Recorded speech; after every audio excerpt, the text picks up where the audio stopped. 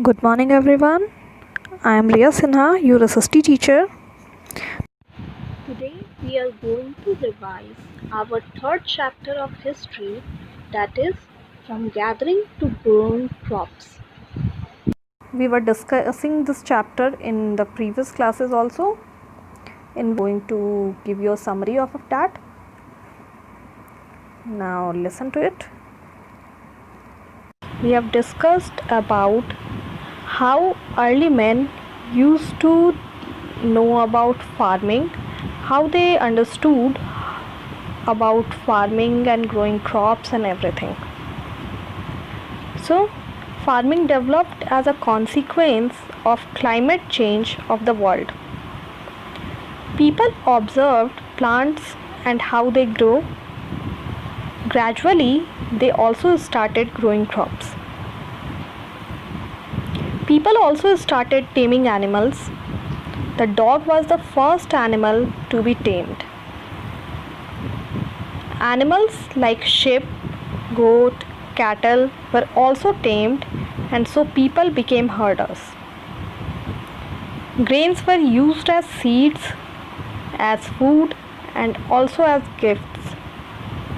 They were stored by humans. Animals were also stored since they can serve as a source of milk and also provide meat. So animals were used as a store of food.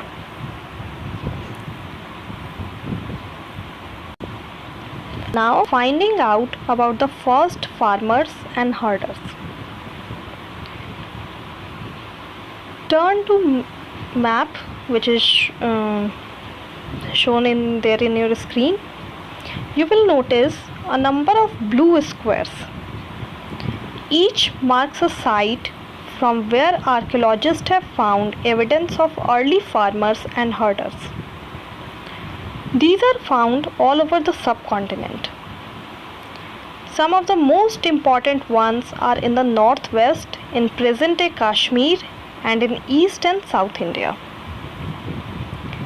So, in this map, you will notice some blue squares which symbolizes sites from where archaeologists have found evidence of early farmers and herders. Mainly these important ones are in the northwest, which is in present-day Kashmir, and in East and South India. So to find out whether these sites were settlement of farmers and herders, scientists study evidence of plants and animal bones.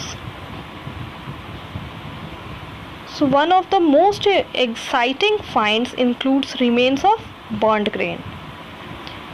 These may have been burnt accidentally or on purpose. We had no information about it till now.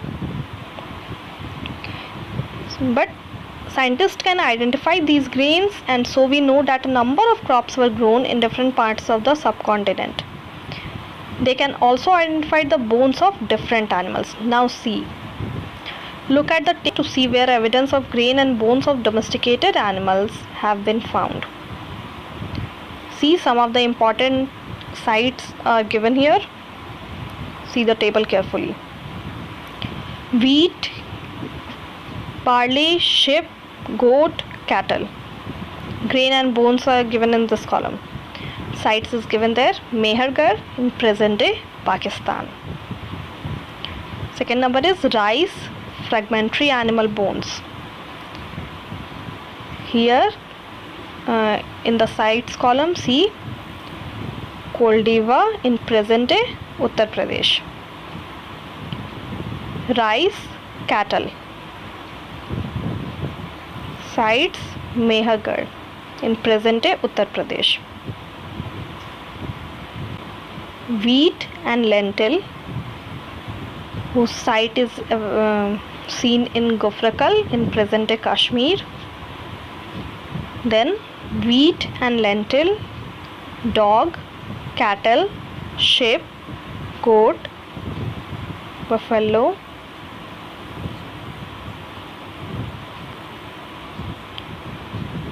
Burzahom in present-day Kashmir. The next is wheat, green gram, barley, buffalo, ox. Sites Chirand in present day Bihar. Next is millet, cattle, sheep, goat, pig. Site Halor in present day Andhra Pradesh. Black gram, millet, cattle, sheep, pig. Payampalli in present day Andhra Pradesh. These are only some of the important sites from which grain and bones have been found. Okay, now we are going to continue our new topic. We are going to start it first. This is towards a settled life. In this topic, we are going to discuss how early men settled in their life, how they used to settle at one place and used to grow crops and started their cultivation and everything. So let's see it. Archaeologists have found traces of huts or houses at some sites. For instance, in Burzahom in present-day Kashmir, people built pit houses which was dug into the ground with the steps leading into them. From the Burzahom, which is presently in Kashmir, archaeologists have found some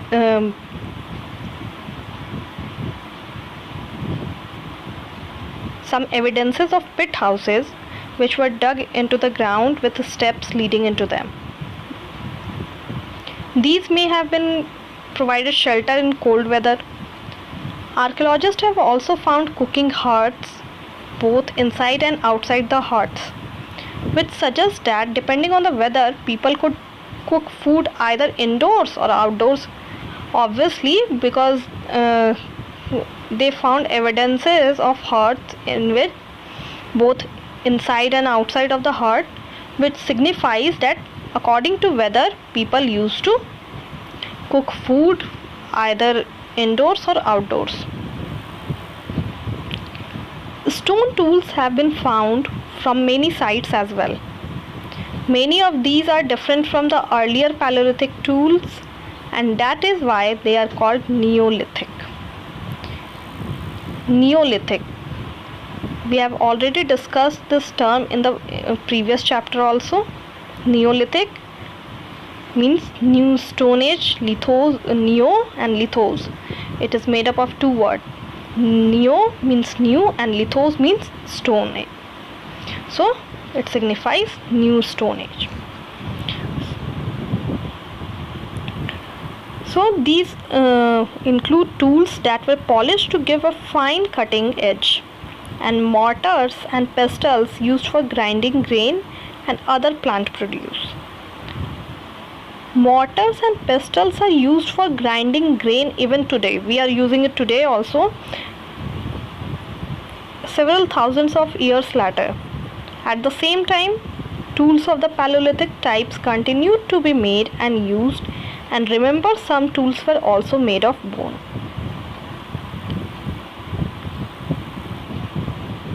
Many kinds of earthen pots have also been found. These were sometimes decorated and were used for storing things. See, till now in this topic we have discussed that in Burzahom, which is presently in Kashmir, archaeologists have found evidences of pit houses which were dug into the ground with steps leading into them. They have also found cooking huts both inside and outside the huts, which suggests that depending on the weather, people could cook food either indoors or outdoors. Then we came to know that stone tools have been found in many sites, and many of these are different from the earlier Paleolithic tools. These include tools that were polished to give a fine cutting edge, and mortars and pestles used for grinding grain and other plant products. At the same time, tools of the Paleolithic types continued to be made and used, and remember, some of the tools were also made up of bones. Many kind of earthen pots have also been found. These were decorated and were used for storing things. Okay. Now people began using pots for cooking food, especially grains like rice, wheat and lentils, and now became an important part of the diet. Besides, they began weaving cloth using different kinds of materials, for example cotton, that could now be grown. Means they started growing cotton, and after weaving it properly they used to wear cloth. Did things change everywhere and all at once? No, obviously it is not possible, not quite. In many areas, men and women still continued to hunt and gather food, and elsewhere people adopted farming and herding slowly. It was a gradual change actually. It did not happen once a while or in one day, or it takes several thousands years. Besides, in some cases people try to combine these activities, doing different things during different seasons.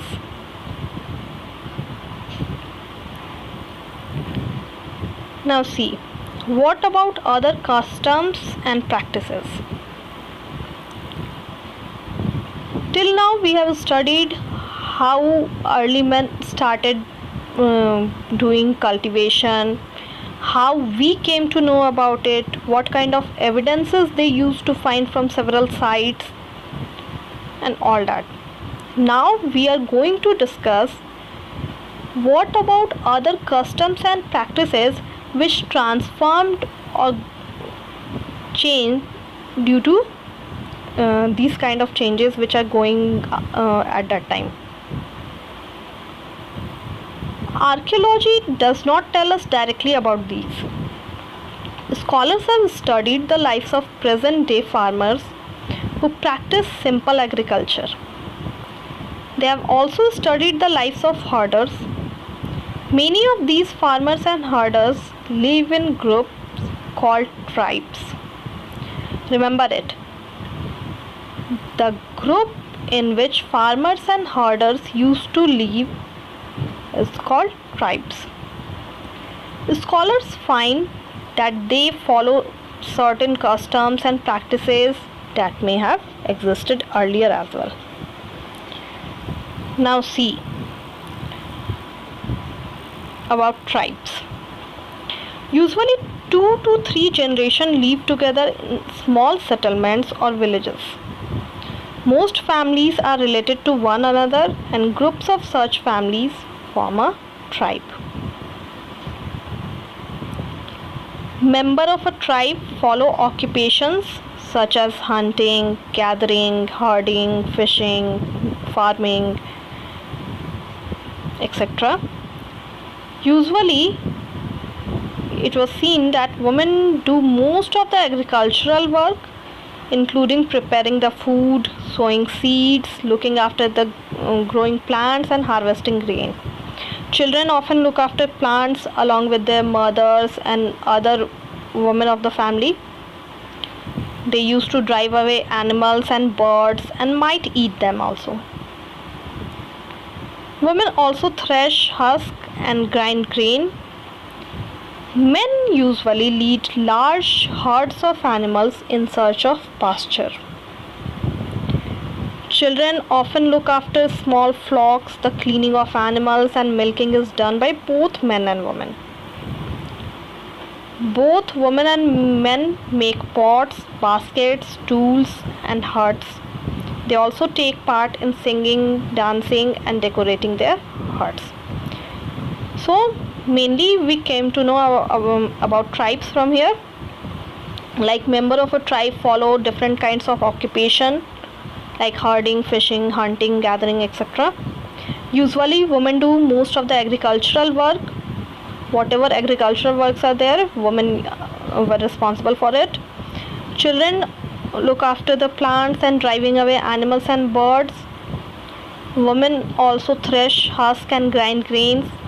Men usually lead large herds of animals in search of pasture, and children often look after small flocks.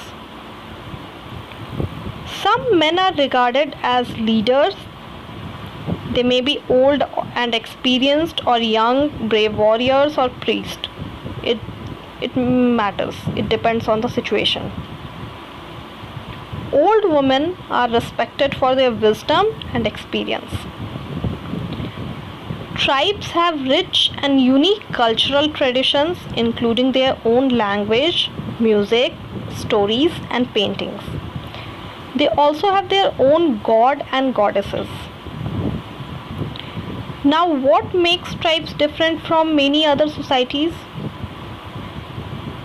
You will be studying about is that land, forest, grassland, and water are regarded as the wealth of the entire tribe. And everybody shares and uses these together. There are no sharp differences between the rich and the poor.